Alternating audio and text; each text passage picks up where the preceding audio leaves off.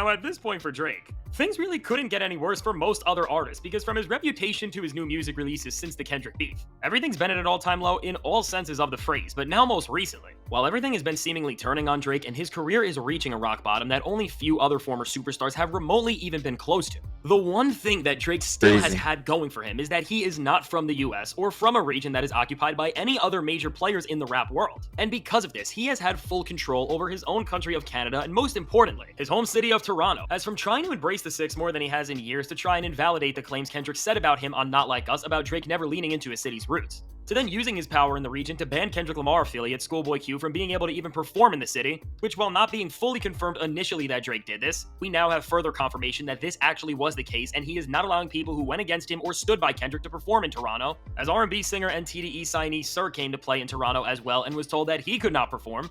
At this point, with everything against him, now Drake has been using his home city as a safe zone where he can cut people off who he does not like from being even able to show up in his city and do the job that they were supposed to. But even with this said, which is Drake corny, really wants to ban all of his rivals. He is going to have to work much harder and ban a lot more people because right now, around the same time of all of this, former collaborator and a good friend of XXXTentacion DJ Scheme came into Toronto for a show at the venue Drake is a partial owner of.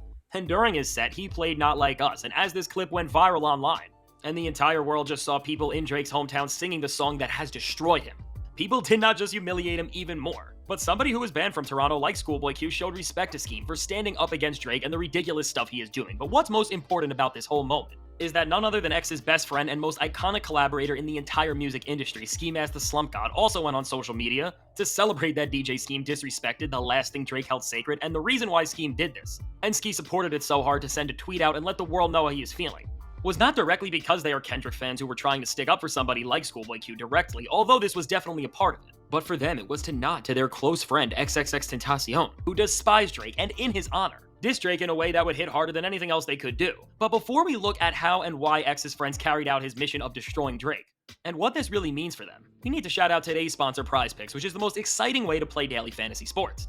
Now, Prize Picks is really simple to play as I can make my picks and submit my entry in less than 60 seconds, and they're quick withdrawals, easy gameplay. To play daily fantasy sports, hit that link in the description or pinned comment. And now, getting back to Drake's most disturbing rap beef.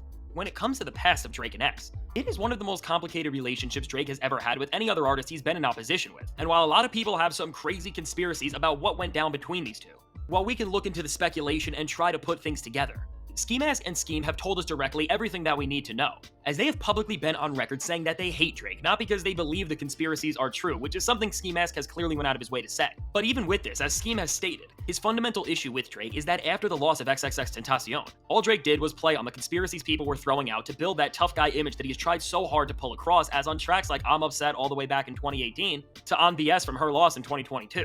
Drake has not stopped dropping bars that don't just coincidentally mirror what he has been accused of doing to X, but they are intentionally designed to play into the idea of what he has been accused of. And although Scheme and Ski seem to know that Drake was not actually responsible for what happened to their close friend, they still despise him for just acting like such a disgusting human being throughout this entire situation, as he hasn't just not shown any empathy or respect for X, but just so his music can get more attention and streams. He has actually mocked and disrespected such a serious situation, so this brings us here to most recently, where Scheme just embarrassed Drake even more than he has been this summer by playing the most anti-Drake song there has ever been right in a building that he literally owns. And now while it's honestly crazy in the first place that Scheme was able to even perform at this venue, as he has made it very public that he does not like Drake over the years, I guess with everything going on, Drake forgot about this feud he has had with X's friends and let them sneak past the border, and as they have been the only group of people so far that are against Drake who have been able to actually play since the beef in Toronto, they didn't just have a chance to play their music in the city that's live music scene is about to change drastically, but they had the opportunity to check Drake, embarrass him, show a sign of respect to a rapper like Schoolboy Q who lost the ability to even come to Toronto, and most importantly for Scheme and Ski Mask, and why they have even instigated this feud and spoken out about how they feel nothing but bitterness for Drake.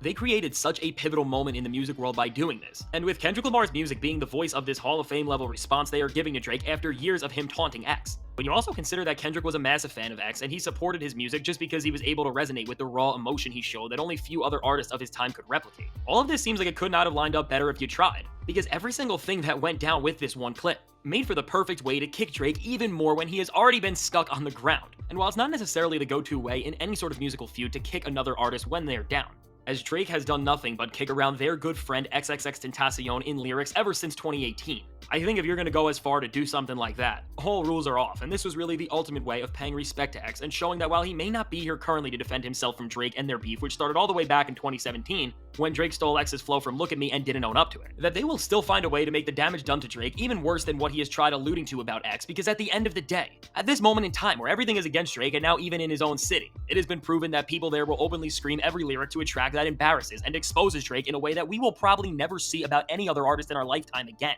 It just shows that even on Drake's home turf, despite his ability to ban people he doesn't want coming from playing there, the people who actually live there don't have the same type of respect for him that other areas in hip-hop have for the artists that come from their cities, which at the end of the day, when we look back to a Drake diss track like Push-Ups and see lyrics like this, it only makes things even funnier and more ironic, because this beef didn't just unite LA, but now at this point, it has brought together what feels like the entire US against Drake, as rappers from all around the country have publicly bashed him, and now even in Toronto, on the ground that Drake is trying to defend, as it's the last place he thought he could hide from his failure in.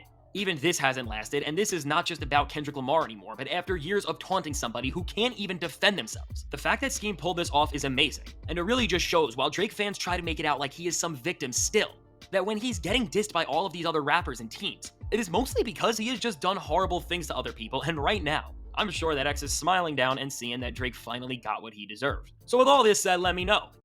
I would say when he started doing the little disses, I heard him on the album and I felt the energy from him and I already knew what it was about. And I thought it was corny when he was first doing it after X died. You get what I'm saying? If that boy went to diss, he'd be alive again. All that little corny stuff. You get what I'm saying? Like, bro, you not like that. You never was like that. You a little Canadian boy with the Jewish parents and all that stuff. You ain't even like your black dad. Stop acting like you like that. You not like that, bro.